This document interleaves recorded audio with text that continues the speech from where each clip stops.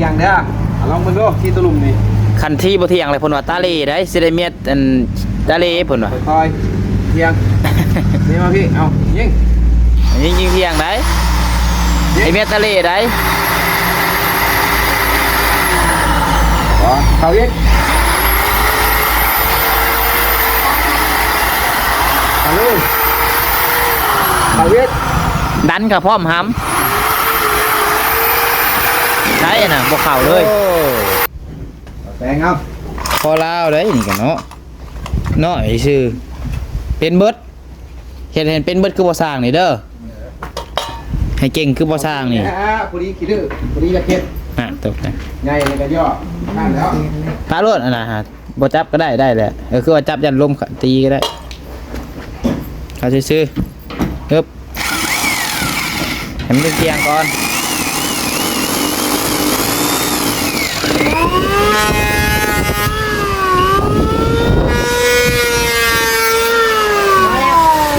โอเคมาเร็วตรงนั้นเลยเรียบร้อยจอยเรื่องบทซองเห็นบทโอ้ใส่ผ้าแก้ชงอยู่ว่ะผู้สาวมาซองพอแห้ง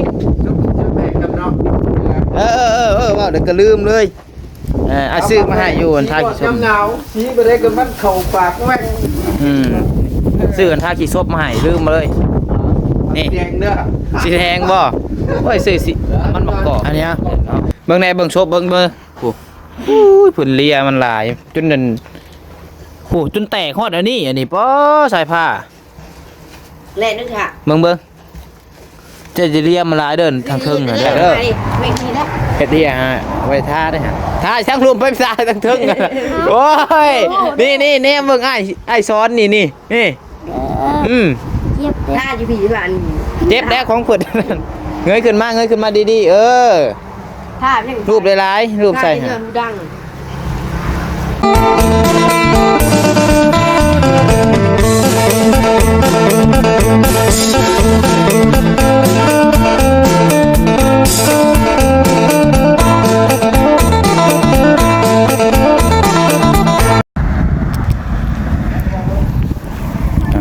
เนาะอันนี้ทำบ่สร้างเพิ่นเริ่มตั้งเริ่มติดแล้วพี่น้องเนาะ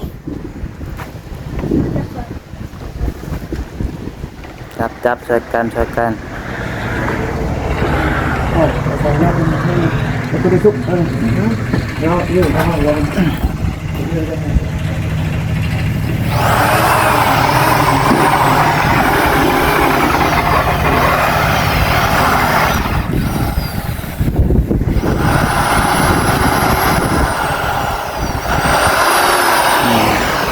มา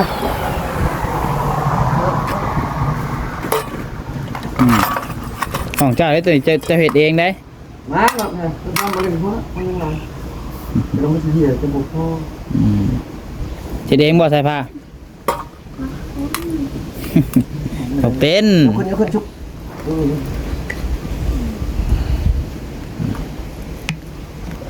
เดี๋ยวดูก่อนสว่างไงวะทำอะไรก่อนเจาะก็ได้ถึงเจาะเขาเจาะ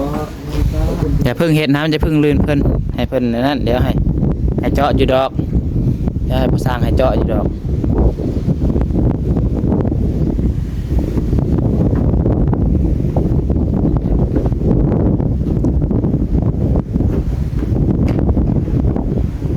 ตัวนั้นก่อนตัวน้อยไหมตัวน้อย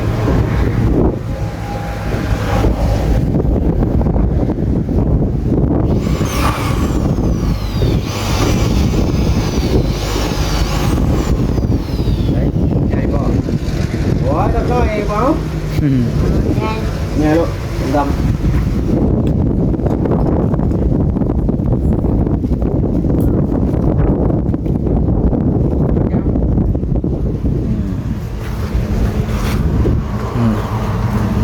เดี๋ยว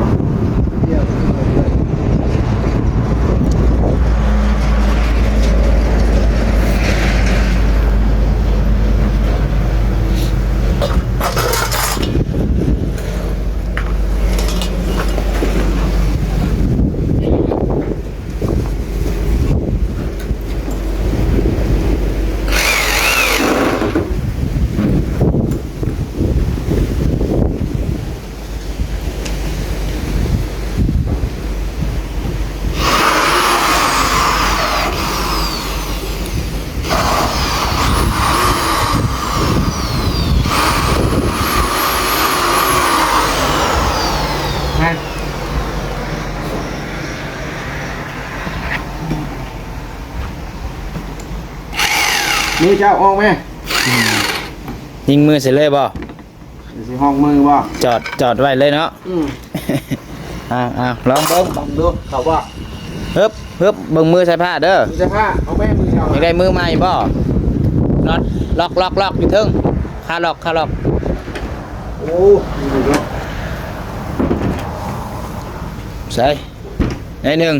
ได้แล้วพอดีแล้วเพิ่มรถยุ่งมาแล้วมือจะผ้าโอเค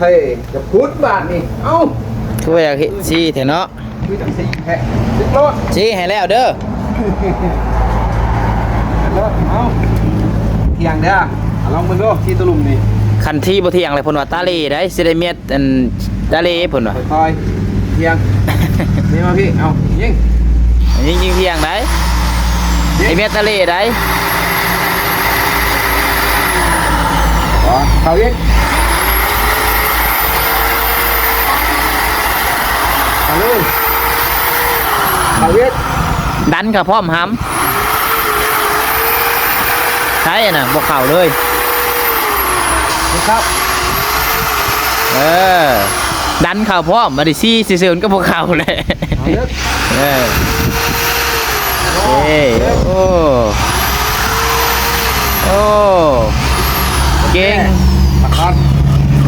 เบรกก่อนยิงก่อน เก่งเว้ยโอ้สิยิงอีกโย่ บาทเช็ดปากของน้อง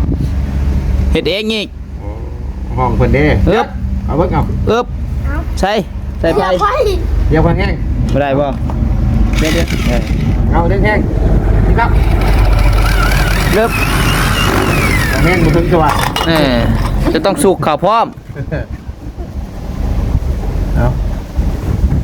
เล็ก ไม่แข็งดิตอนนี้แล้วไม่แข็งเอา เฮ้บโอเคเทิงบัดนี้เจ้าบ่เทิงแล้วตัวเทิงฮะมันข่าวตาจะได้กี่ฝุ่น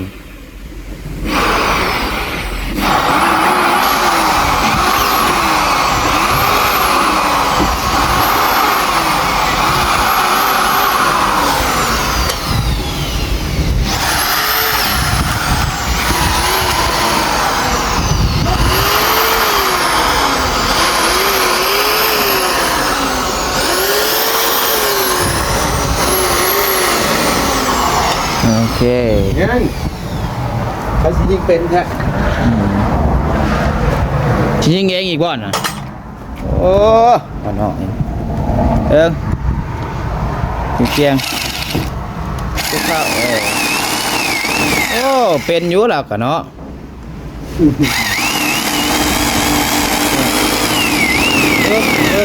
โอ้ แปลงเอา พอลาวได้นี่กันเนาะน้อยชื่อเป็นเบิดเห็นเป็นเบิดคือบ่สร้างนี่เด้อให้เก่งคือบ่สร้างนี่ พอดีขี้ดื้อพอดีจะเก็บ ตกนะ ใหญ่เลยก็ย่อข้ามแล้ว พาโลดอันน่ะฮะบ่จับก็ได้แหละคือว่าจับยันลมตีก็ได้เขาซื่อๆฮึบให้มันเป็นเตียงก่อน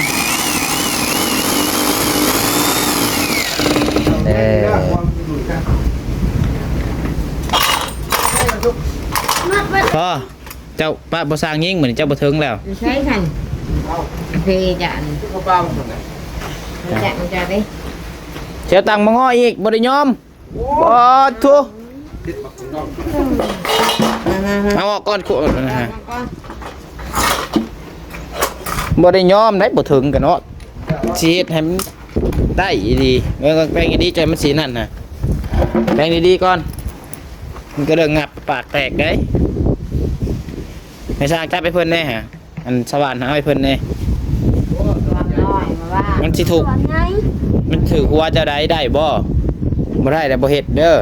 hay phải xạ này mới hơi ให้อ้ายเฮ็ดไว้ลงซะลงจังฮะอืม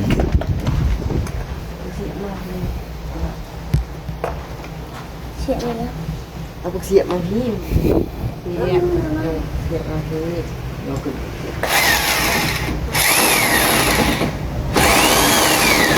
นัดไปเลย ร้านข้าว นี่นะก็ มีแต่นัดน้อง ขอ เบิร์ดเลย นัดน้องมีพ่อ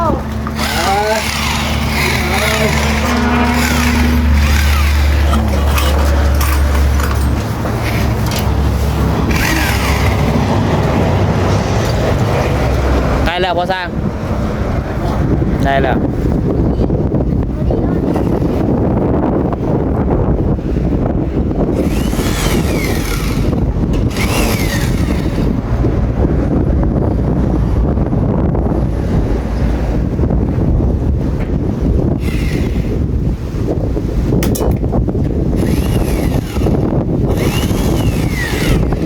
เฮ้ยร้อยป่ะเอาอัดปะนี่อัดเบิ่ง แล้ว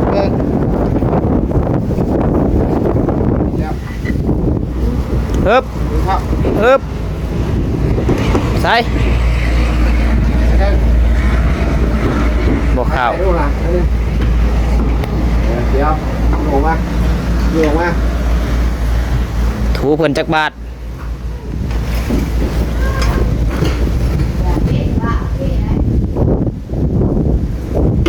ทั้งรุมพร้อมประจักษ์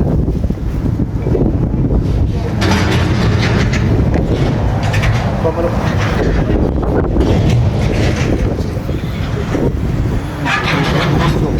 กบผมไปหาขุดกบมาให้ลาหัวแห้งเลยเนาะ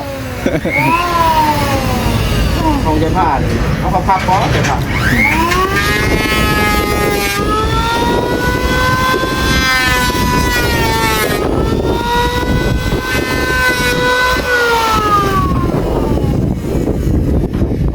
ลงมาลูกลงมาไปดิ อีกหน่อยหนึง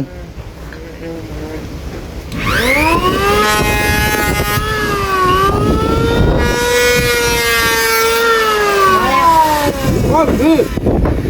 โอเค มาเร็วลงมาเริ่ม เรียบร้อยจ้อยเรื่องบทซองเห็นบทโอ้ใส่ผ้าแก้ชงอยู่ว่ะผู้สาวมาซองพอแห้ง จะแบ่งกันเนาะ ว่าเดี๋ยวก็ลืมเลยซื้อมาให้อยู่อันท่าขี้ซบ จำหนาวชี้ไปได้กับมันเข่าปากแม่ง ซื้ออันท่าขี้ซบมาให้ลืมมาเลย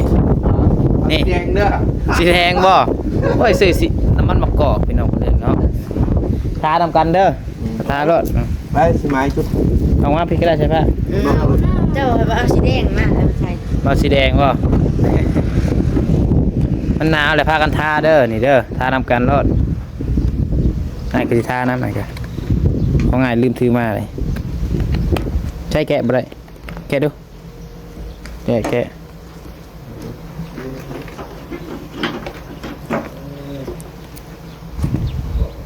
แกะแล้วพากันทาแกะอะไรเลยเฮ้ยโอเคใช้ผ้ามาทานี่ซบจะหมักเลียหันจะเลียมันลาย ซึ่งผมมาใช่ทางเลย อืม เป็นต้น สีเขียวได้อันนี้เนาะ สีแดง โอ้ซบไม้กับจนแห้งเพราะว่าซบภายในยามนี่เนาะ ทุกเจ้าก็แต่งกัน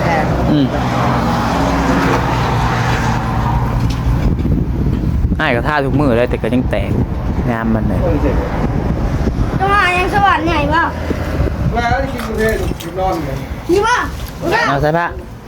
เดี๋ยวจะนอน อันเนี้ย บอก เบิ่งในเบิ่งซบเบิ่งโอ้ยผุนเลียมันหลายจนนั่นโอ้จนแตกฮอดอันนี้ป้อใส่ผ้า เล่นนึกค่ะ เบิ่งจะเลียมันหลายเดินทางครึ่งเด้อ มาดิเวกนี่แหละ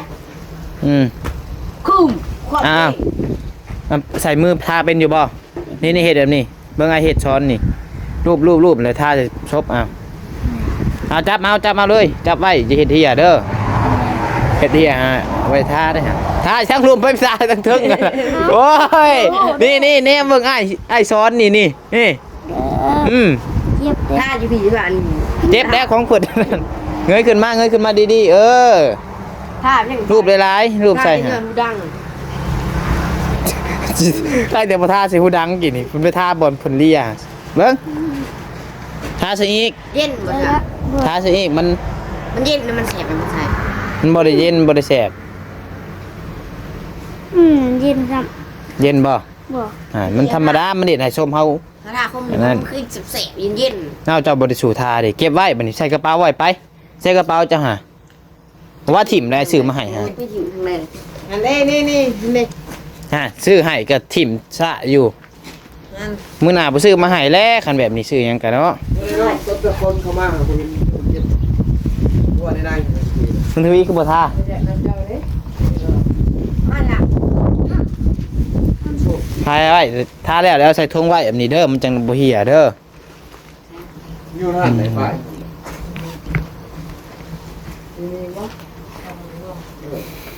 มันก็เนาะถุงก็ไว้ดีๆคือว่าตะกี้เขาไอ้ลีเอามาให้คนละถุงบ่ถุงกันแต่บ่ได้ใส่บ่ได้พายซ้ำ มีจะใช้เงินพระเนี่ย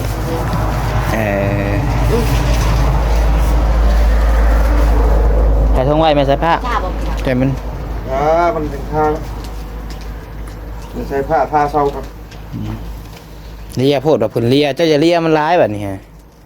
เลียเพิ่นเลียซบเนาะเบิดเลียซบอีหยังเพิ่น บุญอะไรจักกูเป็นยังเป็นตุ่มเป็นยังเด้อ เพิ่นเอิ้นอีหยังทางเทิงนี่ซบบ่ซบคือกันบ่เลียจนมันนั่นเป็นบาดซั่นซะจนดำ มันซีกันขั้นดีขึ้นนะแต่ไปแต่มาเปื่อยปุ๊บไป ข้าวมันเปื่อยข้าวตัวจะคงเป็นยังมันโล ที่เขาได้ที่เนี่ย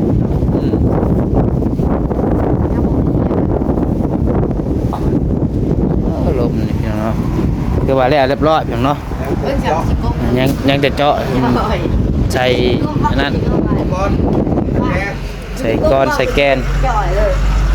พี่แดงมากับพี่แดงเพิ่มจะย่วงแล้วย่วงดึงแล้ว ครับทางนี้เนาะ ไปนอนเลย ครับย่วงเกาะคงเยี่ยม โดย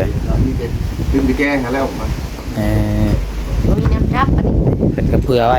สูงเติบได้นี่พี่น้องเนาะจักเส้นนี่พอสร้าง10 20บ่ นี่แล้วยังบ่ทันเจาะตั เช่ วน นี้ นี้แล้วเราเทขึ้นกระจงช่องเส้น3เส้นก็พอแล้ว นี่แล้วยังบ่ทันเจาะตัวนี้นี่ ยังบ่ได้ใส่ดิ แทกถึงเลย เส้นลูกกระลิ่นน็อตเสียง ไม่กระแทกถึงเลย ก็ยังลบอยู่แล้ว 8 เส้น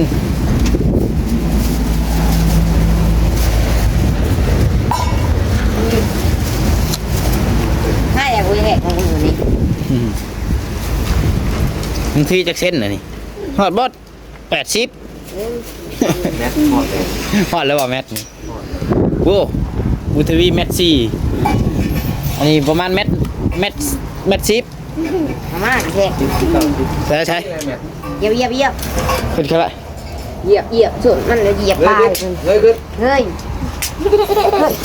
เอา โอ้ยเหยียบเราได้โอ้ยไม่บาด ล็อกไว้ที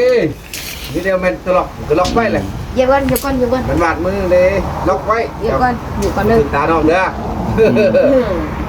เท่าไหร่ แมทเลย แมทกับ4 เส้น5 เส้น ทีนี้แมทชิดบ่ ปล่อยได้ โอ้ยลูก ตาโลด บ่มันก็บ่ไปล็อกไว้เลยบ่ล็อก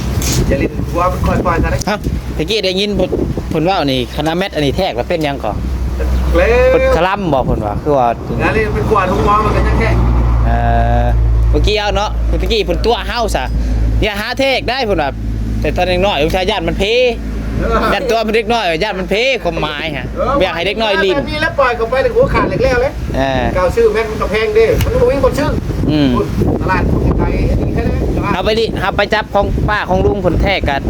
อย่าเฮ็ดได้ห้ามอย่าเฮ็ดว่ะมันคลำว่ะมึงอย่าไปแทกได้ว่ะพุ่นว่าเดี๋ยวนี้เดี๋ยวแท้แล้วญาติมันเพว่ะจัก เจ้าได้ยินผมเราเห็นหน้ามันบ่ให้กุ้งกุ้งมันบ่ให้จบ โดย เห็นมันกล้องหน้าเพิ่นลังเทื่อมันจะหักอยู่เจ้าไปกล้องมันหักซ้ำบาทแล้วนั่นแหละเพิ่นว่าทงคือกันไปจกลังเทื่อจักมีบ่มีแล้วเพิ่นว่าเงินเพิ่นอยู่หั่นเงินเพิ่นเสียจักมันเสียบ่เสียแล้วในถุงเพิ่น โดยคือธงสายผ้านี่เกไปจับได้เนาะ โอ้ จุจ้อยเรา จับก็6,000รถบอกว่าเงิน6,000เด้อ บ่แล้วบางเทื่อเราว่าเรามีคำ10 บาทประเทศอะไร เว้นหาว่า เจ้าก็ได้ใช้อีกถ้าว่าคำเราเสีย10 บาทกัน มีที่สร้างนี่แล้วว่าจกเงินในถุงทางบอกข่อยก็จกแล้วเลยบ่ยาก นี่เดี๋ยวเราตัวนี้เลยจะเจาะตัวนี้ใช้กุญแจเลย เตรียมกับลังบาด อืม แห้งอาบน้ำคือเก่า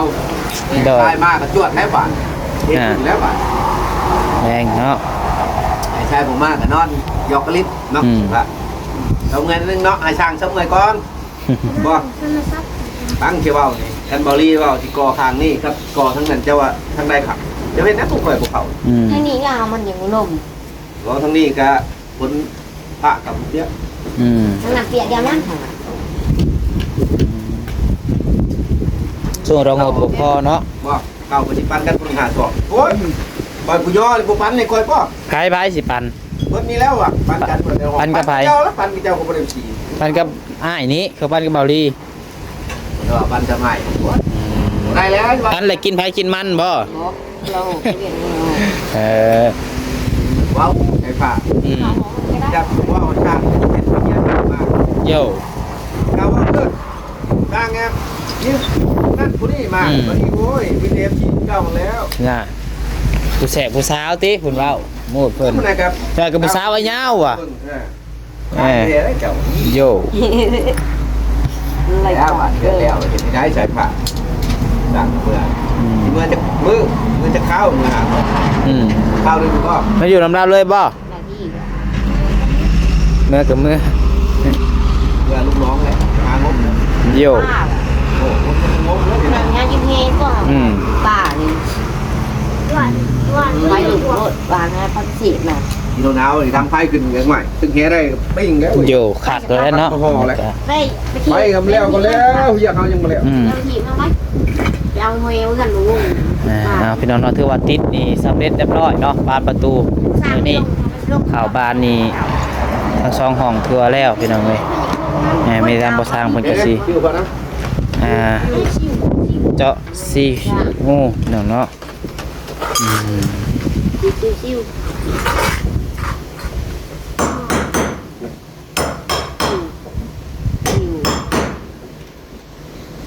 นอนกลางคืนจนได้ห้อนพอได้เบา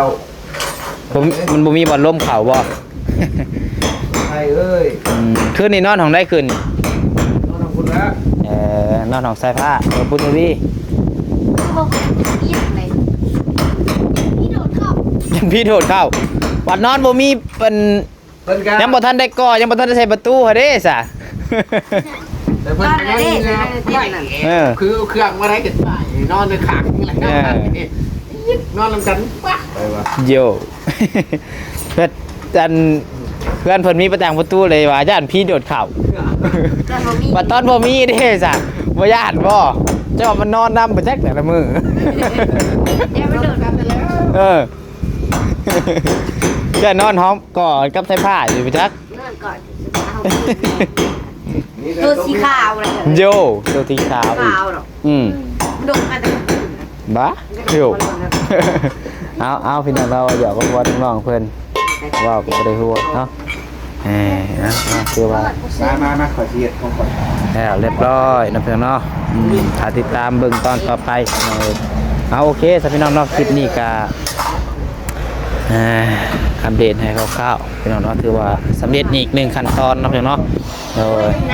แต่ว่าเรื่องนี้แล้วบัดนี้เทพื้นแล้วก็คุยรุ่นเบิ่งตัวกอนี้พี่น้องเอ้ยเนาะว่าสิได้กอต่อบอกก็แน่ใดเนาะงบพังเบิ่งพี่น้องเอ้ยมีตัวอยู่ดีมีแห้งบ่สุขสุขคนได้พี่น้องเด้อผิดพลาดประการใดก็ขอโทษขออภัยนำเวลาขอบคุณขอบคุณพ่อแม่ FC เข้ามาชมคลิปของใช้จนจบเนาะดีมีแห้งพี่น้องเอ้ยขอกล่าวคำว่าสบายดี